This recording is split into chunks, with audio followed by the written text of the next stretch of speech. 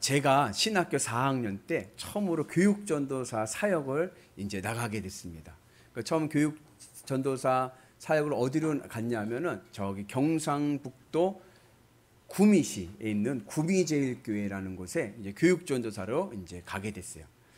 이제 지방이니까 어떻게 해서 가게 됐냐면은 이제 토요일 날 아침에 첫 차를 타고 무궁화호를 이제 영등포역에서 타고 가서 주일 사역까지 마치고 주일날 막차 타고 이제 영등포역으로 오는 겁니다. 그래서 이제 토요일 날 갔다가 주일날 오는 사역을 이제 한 거죠. 그렇게 이제 교회를 섬길 때 이제 처음 교육전도사 사역을 나가니까 얼마나 이 사명감에 불타겠습니까? 그래서 그 토요일 날 가기 전에 금요일 날 제가 섬기던 이제 모교회죠. 모교회인 교회에서 심야 예배를 이제 금요 심야 예배를 드리고 기도 열심히 하고 이제 가는 거예요. 그러니까 이제 저희 교회도 그렇지만 금요 심야 예배는 마지막 가실 때는 기도하다가 자유롭게 돌아가지 않습니까?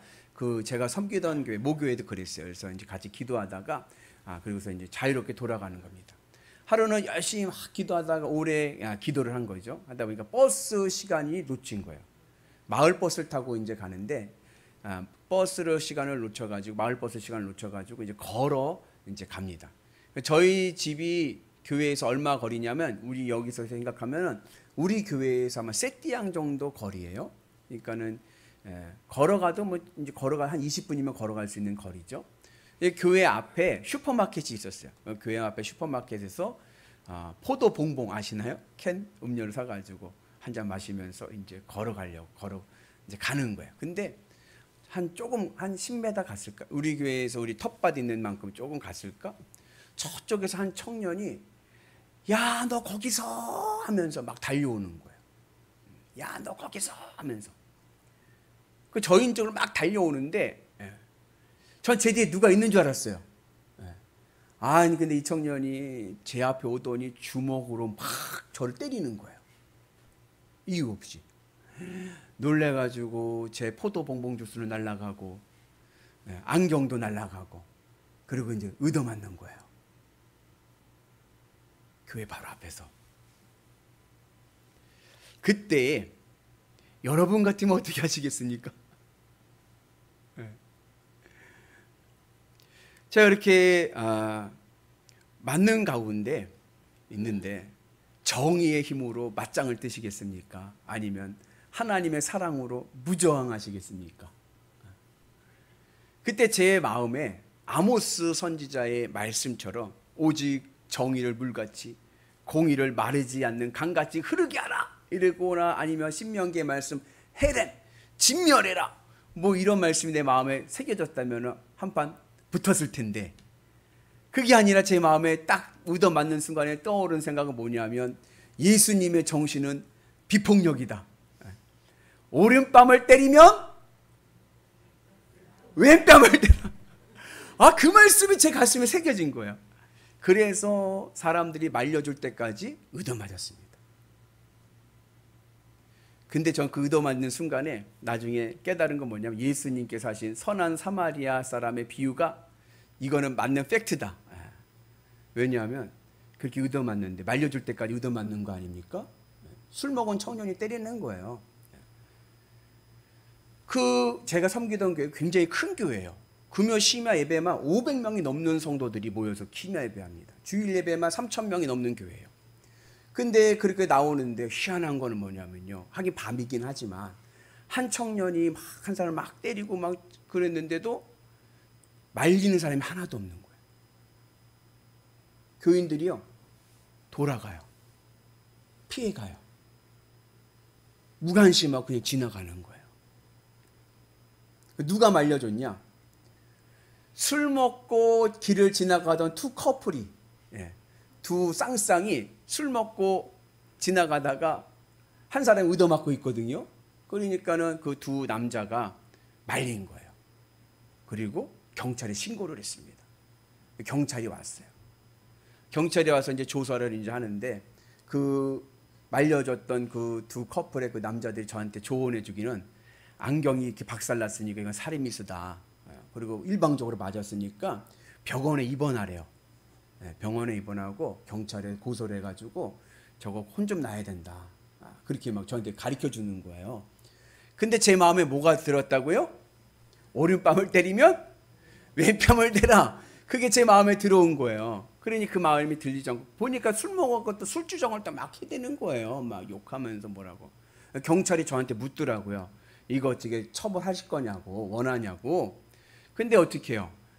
아유, 술 먹고 그런 거 그냥 괜찮다고 그냥 보내주라고 그랬죠. 근데 그때에 교회에서 우리 담임 목사님 차가 나옵니다. 그러니까 큰 교회 담임 목사님이고 저한테 이제 신학생 때니까 어렵죠. 목사님이 되게 어렵죠. 가시다 보면 경찰들 차들도 있고 막 경찰들도 있고 저도 있는데 저희 신학생인 건 아시니까 길을 가다가 목사님께서 딱 차를 세우시더라고. 그때 조수석 창문을 내리셔요. 근데 저한테 물어보는 거예요. 무슨 일이냐? 그러는 거예요. 그러니까 제가 뭐라고 그러겠어요? 목사님 별일 아닙니다. 그랬어요. 그랬더니 목사님께서 그래 그럼 빨리 집에 가라. 그러고 가시는 거예요. 근데 저는 솔직히 제 마음이 좀 서운했어. 한번 내려와라 좀 보셔서 상황을 좀 물어보셨으면 좋았을 텐데 그게 아니라 무슨 일이냐? 조심히 가라. 올라가 그냥 그러고 가시는 게 이게 선한 사마리아 사람의 비유가 맞다. 제사장이 지나가고 레위인이 지나가도 무관심한 거죠. 그러면서 제 마음에 이제 깨닫게 된 게 뭐냐? 이것이 무고한 자의 고난이구나. 세상을 살다 보면 여러분 이유 없이 오는 고난이 있습니다. 이유 없이. 그래서 그때 제가 얼마나 그러면 떠오른 인물이 욥인데 이 욥의 고난이 얼마나 저에게 은혜로 다가왔든지 제 이메일 주소가 HIOB92예요. 그 HIOB는 독일어로 욥이란 뜻입니다. 그러니까 제가 대학교 4학년 때 그때 다음 인터 포털 사이트 하면서 이메일 만들고 막 그럴 때 뭘 만들어야 되는데 생각나는 사람이 욥밖에 없어. 그래가지고서는 욥 92는 제 학번이고 그렇게 해서 욥의 이름이 제 이메일 어드레스입니다. 근데 여러분 인생을 살다 보면 이런 이유 없는 고난이 올 때가 있습니다. 인생의 보편적인 진리가 있습니다. 그것은 뭐냐? 심은 대로 거둔다는 거. 콩 심은 데 콩 나고 팥 심은 데 팥이 나죠. 그런데 여러분 현실이 정말 그렇습니까? 정말 콩을 심었더니 콩이 나고 팥을 심었더니 팥이 납니까? 열심히 성실히 땀 흘려 일했더니 내가 노력한 만큼의 결실을 얻으셨습니까?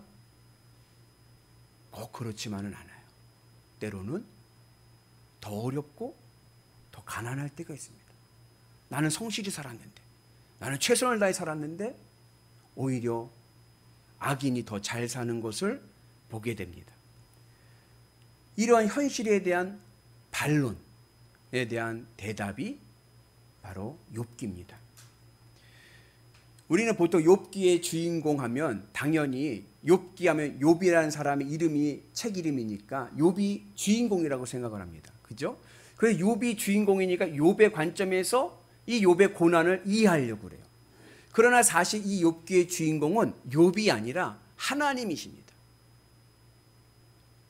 그래서 우리가 욥기를 욥의 관점에서 읽으면 풀리지 않는 문제들이 있습니다.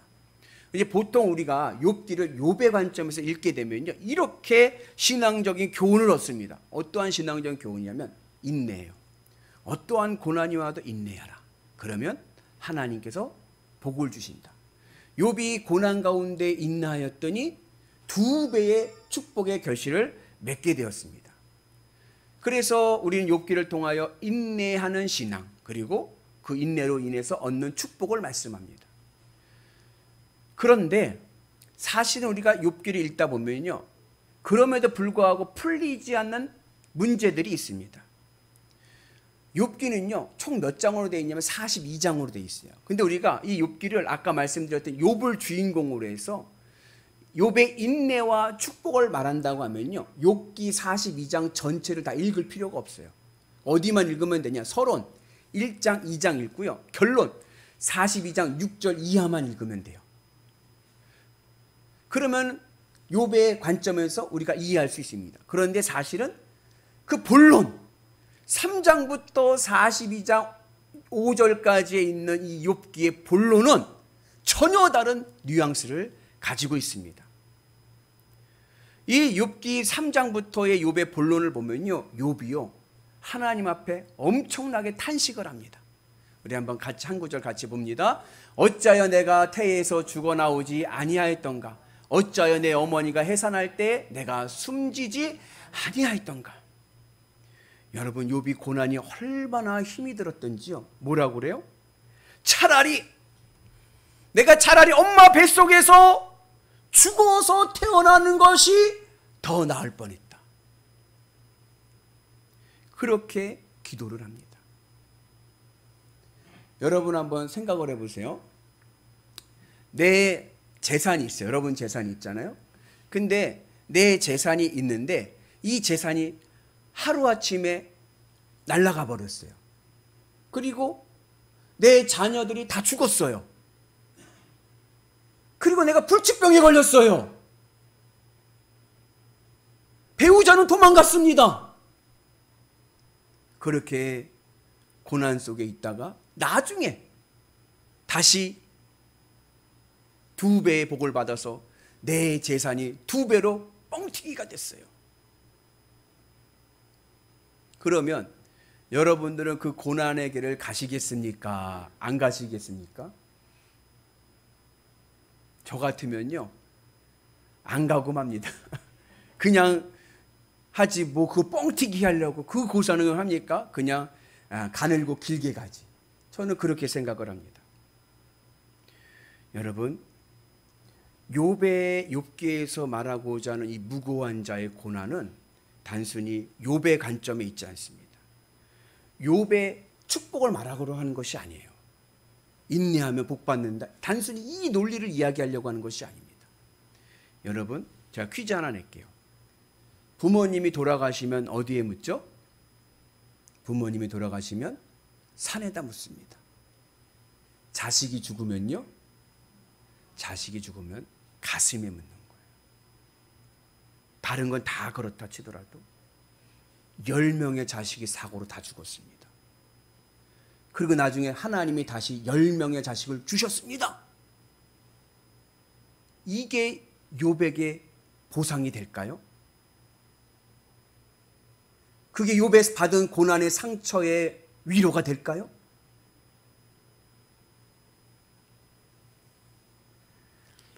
욥이 자식을 잃은 그 아픔은요, 억만금을 주어도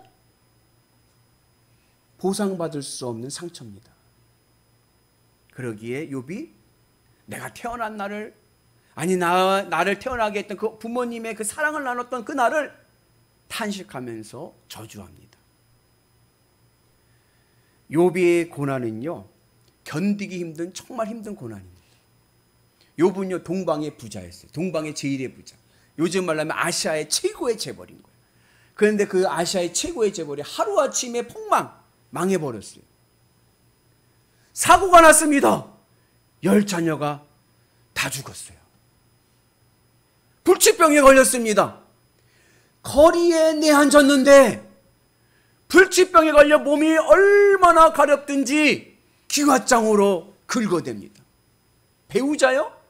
아내가 욥에게 하나님이나 저주하고 뒤져라 하고 도망갔습니다. 아무것도 없습니다.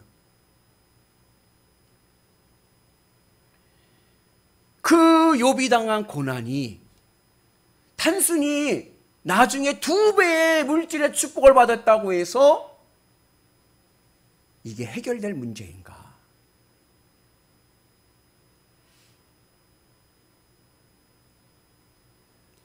욥이 받은 고난은요, 그 무엇으로도 보상받을 수 없는 고난. 그 누가 위로할 수 있겠습니까? 하나님도 그걸 아신 거예요. 그래서 하나님께서 물질의 복은 2배를 주셨지만 자녀는 10자녀만 주셨어요. 나중에 복을 주실 때. 계산적으로 하면 다 모든 재물이 다 2배로 받았으면 자녀도 2배, 20명이 돼야 되는데 10명만 주셨어요. 왜요? 나머지 10명 어디 갔습니까? 욥의 가슴에 있죠. 하나님도 욥의 상처가 온전히 보상될 수 없다라는 것을 아신 겁니다. 욥의 아픔을 하나님도 아셨습니다. 욥은 의인이었습니다. 욥이 받은 고난은 콩 심은 데 콩 나고 팥 심은 데 팥 난다는 그런 식으로 욥이 무엇을 잘못해서 받은 고난이 아니었습니다. 여러분, 욥이 고난이 어떻게 왔죠? 욥의 고난은요, 하나님과 사탄이 내기해가지고 온 거예요. 욥이 뭐 잘못한 것도 없어요. 하나님과 사탄이 내기해서 욥이 시험에 걸려가지고 그래서 고난을 당합니다. 그래서 욥이 하나님께 탄식합니다. 하나님, 내가 왜 고난을 받아야 됩니까? 저는 옳게 살아왔습니다. 저는 무죄합니다. 하나님, 저를 기억해 주세요. 하나님 아시잖아요. 제가 뭘 잘못했습니까? 하나님 앞에 부르짖어 탄식합니다. 그 가운데 있는데 욥의 친구들이 와서 신앙적인 권면을 하는 거예요. 여러분들 누가 고난당하고 어려움 속에 있는데 여러분 신방 가셔서 뭐라고 권면하시겠습니까? 욥의 친구들이 권면합니다. 뭐라고 권면하느냐? 회개해야 돼. 네가 지금 이 고난을 당하는 거, 네가 뭔가 잘못한 게 있어서 고난을 당하는 거야. 그러니까 회개해야 돼. 욥아, 회개하자. 회개하면 네 시작은 미약하여서 나중에 창대하게 될 거야. 회개하라고 얘기합니다. 욥의 친구들은요, 인과응보를 얘기하는 거예요. 아니 땡굴뚝에 연기나랴. 네가 뭘 잘못한 게 있으니까 이 고난을 당하는 거야. 빨리 회개하라 얘기합니다. 아, 근데 욥은요, 아무리 생각을 해봐도 내가 하나님 앞에서 사업이 무너지고 자식이 죽고 불치병에 걸릴 만한 그러한 죄를 지은 게 없는 거예요. 그래서 욥은 하나님 앞에, 하나님, 내가 왜 이런 고난을 당해야 됩니까? 하나님, 내가 뭘 잘못했습니까? 하나님 앞에 자신의 무지함을 주장합니다. 우리나라 여류 작가의 이야기입니다. 한 말씀만 하옵소서라고 쓴 박완서 시인의 이야기예요. 그녀에게는 아들이 하나 있었습니다. 자녀가 아들 하나밖에 없는 거예요. 그 아들이 공부를 잘해서 의대를 졸업하고 레지던트 과정을 밟고 있었습니다. 그런데요, 그 아들이요, 교통사고로 죽습니다. 엄마의 큰 충격이죠. 그렇게 착하고 그렇게 모범생이고 그렇게 좋은 우리 아들이 한순간에 사고로 잃게 된 거예요. 그러면서 이 여인은 우울증에 빠지게 됩니다. 왜 착하고 착한 내 아들이 인생의 꽃 한번 펴보지 못하고 왜 죽어야 했지? 그러한 질문을 던지게 됩니다. 왜 내 아들이 죽어야만 했을까? 그 착한 아들이 뭘 잘못했다고 인생도 펼쳐보지 못하고 죽어야 했지? 인간인지라 배가 고프면 밥을 먹어야 돼. 배가 고파가지고 냉장고에서 음식을 꺼내서 밥을 허벅지고 먹습니다. 먹고 배가 부르면 또 누구 생각나요? 아들 생각나요. 죽은 아들. 내 아들은 죽었는데 하면서 목구멍에 손을 집어넣어서 먹었던 걸 다 토해내는 거예요. 그러면서 왜 내 아들이 죽어야만 했을까? 정신과 치료를 받아도 해결이 되지 않는 그 우울증이 심해집니다. 하루는 이 어머니가 수도원에서 수녀를 만나서 자기 아들 이야기를 하는 거예요. 그러면서 수녀에게 이야기합니다. 수녀님, 왜 내 아들이 죽어야만 했습니까? 그때 그 이야기를 들은 수녀가 이 시인에게 이야기합니다. 자매님, 왜 자매님의 아들이라고 해서 그러한 사고를 당하지 말아야 된다라고 생각하십니까? 관점을 바꿔버린 거예요. 이 작가는 why? 왜죠? 라고 물어봤을 때 이 수녀는 why not? 왜 당신의 아들이라고 해서 그 사고가 비껴가야 된다라고 생각하십니까? 이렇게 반문을 하는 거예요. 그 순간에 이 어머니는 깨닫게 됐습니다. 뭘 깨달았느냐? 아, 내가 나만 생각했구나. 내 입장만 생각했구나. 그것을 깨닫게 됩니다. 우리는 나에게 어려운 고난이 올 때 왜라는 질문을 던집니다. 내가 왜 이런 고난을 당해야 됩니까? 그런데 그렇게 왜라는 질문을 던지는 것은 자기중심적인 거예요. 자기밖에 모르는 거예요. 그래서 사람들의 보편적인 마음이 뭐냐? 나에게 좋은 것은 선한 것이고 나에게 안 좋은 것은 악한 것이고 나에게 잘해주는 사람은 좋은 사람이고 나에게 뭐라고 하는 사람은 안 좋은 사람이고 기준이 어디 있느냐? 기준이 나예요, 나. 그래서 나에게 닥친 어려움은 무조건 악하다라고 생각하는 거예요. 모든 생각의 중심이 납니다. 신앙생활도 나 중심의 신앙생활을 합니다. 이거 재미난 건데요. 교회가 막 싸우잖아요. 그러면요, 희한한 거는 교인들이잖아요. 교회 안에서 싸움이 나갖고 패가 갈려갖고 막 싸우면요, 교인들 간에 뭐라고 하는지 알아요? 사탄아 물러가라! 그래요. 네. 교인들 간에 서로 사탄이래. 네. 자기 마음만 하지만 아니면 다 사탄이야. 네.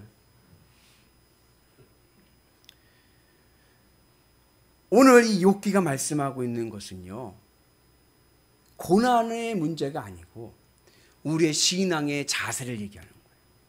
우리의 신앙의 자세가 바뀌어야 됩니다. 어떻게 해요?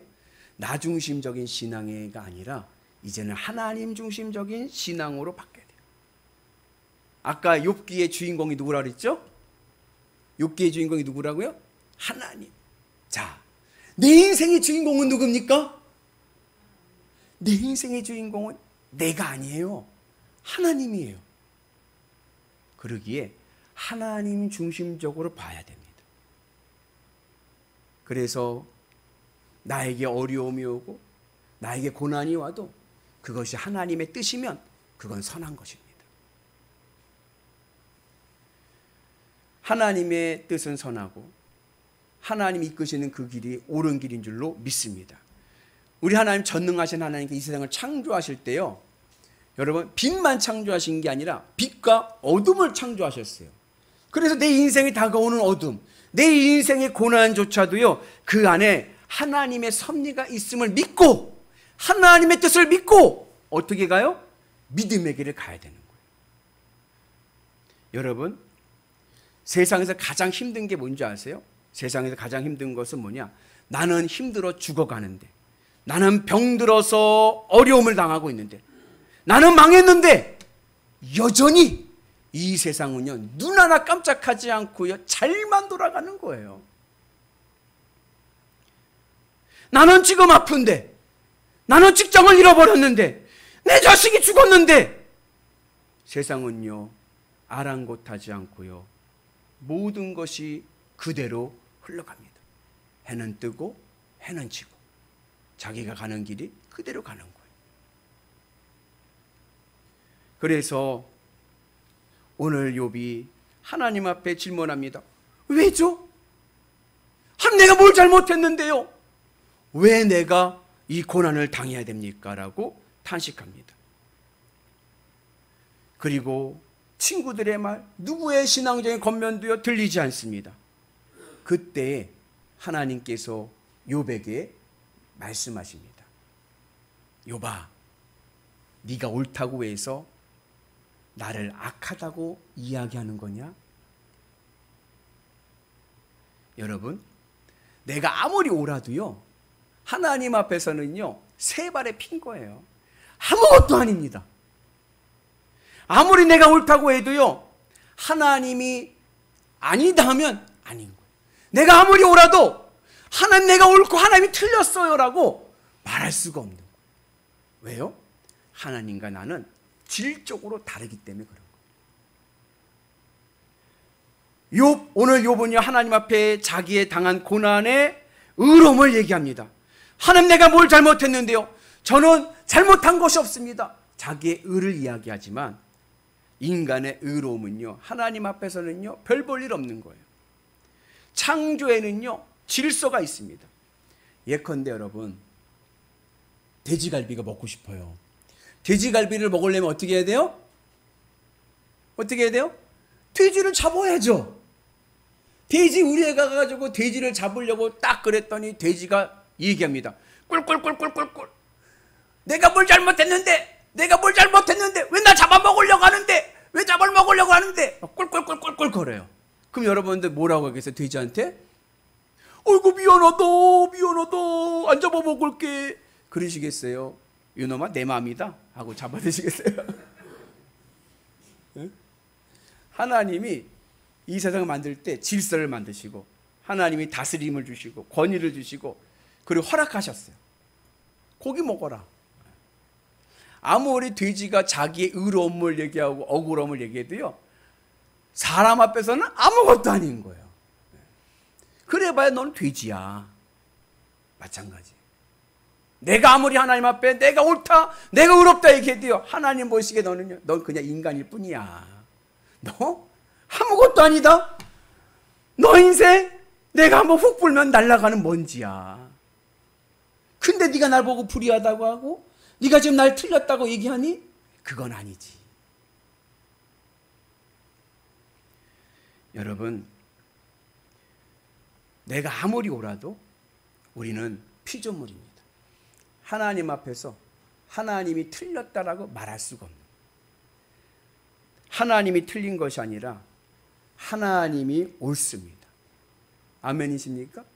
그래서 내 신앙의 잣대를 바꿔야 돼요. 이제 나 중심적인 신앙에서 누구 중심적인? 하나님 중심적인 신앙으로 바뀌는 은혜가 있기를 축복합니다. 그래서 우리는요 절대로 하나님을 이길 수가 없습니다. 하나님이 옳습니다. 내 뜻이 옳은 것이 아니라 하나님의 뜻이 옳습니다. 내게 오는 알지 못하는 고난이 있어요. 이유 없는 고난이 있습니다. 그러나 그 속에도 하나님은 역사하십니다. 성숙한 신앙인은 내가 알지 못하는 고난 가운데서도 하나님 앞에 기도하는 거예요. 어떻게 기도합니까? 왜가 아니라 하나님, 내가 어떻게 해야 될까요? 하나님, 이 고난 가운데 내가 어떻게 이겨나갈 수 있을까요? 하나님, 저를 도와주세요. 저에게 지혜를 주세요. 저에게 능력을 주세요. 하면서 하나님을 의지하는 은혜가 있기를 주님의 이름으로 축복합니다. 그래서 욥이요, 그 하나님의 창조, 하나님께서 욥에게 말씀하시는 거예요. 네가 이 우주의 비밀을 아느냐? 내가 이 태양을 짓고 이 우주의 천지를 창조할 때 네가 그 자리에 있었느냐? 네가 해가 뜨고 해가 지는 원리를 아느냐? 말씀하실 때 욥이 깨달은 게 있어요. 그게 뭐예요? 아, 나는 아무것도 아니구나. 나는 먼지와 같은 존재구나.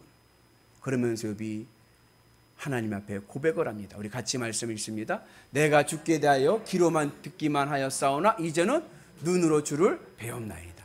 그전에 머리로만 한 거예요. 내가 머리로만 알았는데 이제 내가 눈으로 봅니다. 내가 주님을 체험했습니다. 하나님을 만나고 보니 뭘 깨달았어요? 난 아무것도 아닌 거예요. 내 인생의 주인공은 하나님이신 거예요. 하나님의 뜻이 옳습니다. 여러분, 내가 아무리 옳고 의롭다 해도요, 우리가 여기서 영원히 사는 것 아닙니다. 하나님의 섭리가 있고 하나님의 질서가 있습니다. 그래서 오늘 이 욥기는 우리에게 말씀하는 것은, 이 고난을 통해서 말씀하는 것은 단순히 인내만이 아니라 아예 패러다임을 바꿔라. 어떤 패러다임? 신앙의 패러다임을 바꿔라. 어떻게 해요? 나 중심적인 신앙에서 이제 누구 중심? 하나님 중심. 내가 옳은 것이 아닙니다. 하나님이 옳습니다. 내 생각이 옳은 것이 아닙니다. 하나님의 말씀이 옳습니다. 그 믿음을 가지고 믿음의 길을 가는 거예요. 그러면 하나님께서 우리를 지켜주시고 우리를 돌봐주시고 우리를 위로해 주시고 우리에게 축복을 주시는 은혜가 있는 줄로 믿습니다. 욥이 축복을 받은 이유는 인내했기 때문이 아닙니다. 신앙의 패러다임을 바꿨기 때문에 그런 거예요. 나 중심적인 신앙에서 하나님 중심적인 신앙으로 바꾸니 그에게 하늘의 축복이 임하게 된 줄로 믿습니다. 바라기는 오늘 우리의 모든 신앙이 하나님 중심적인 신앙되는 은혜가 있기를 축복합니다. 아멘. 그것을 사도 바울의 신앙에서 보면은 어떠한 신앙이냐면 같이 읽습니다.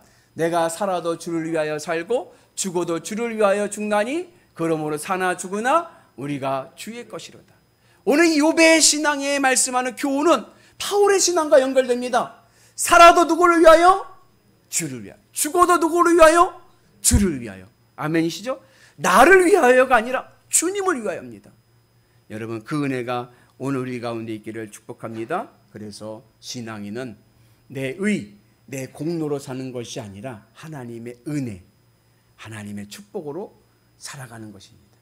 오늘 그 은혜가 우리 가운데 있으셔서 오늘부터 나 중심적인 신앙에서 하나님 중심적인 신앙, 내가 판단하려고 하지 마시고 하나님께 맡기고 믿음으로 갑시다. 하나님께서 우리에게 크신 은혜와 축복을 허락하여 주실 줄로 믿습니다.